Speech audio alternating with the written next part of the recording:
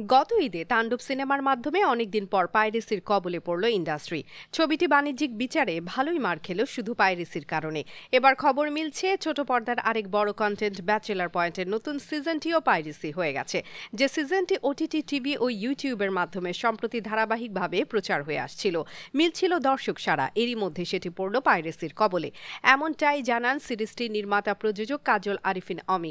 সামাজিক যোগাযোগ মাধ্যমে এক পোস্ট দিয়ে নির্মাতা অমি এরই মধ্যে জানিয়েছেন যে যারা পাইরেসি করেছে তাদের বিরুদ্ধে আইনগত ব্যবস্থা নিয়েছেন। অমি বলেছেন, বিনা অনুমতিতে যারা ব্যাচেলার পয়েন্টের ভিডিও আপলোড করছেন অথবা পুরো কন্টেন্ট পাইরেসি করছেন তাদের বিরুদ্ধে আইনগত ব্যবস্থা নেওয়া হয়েছে।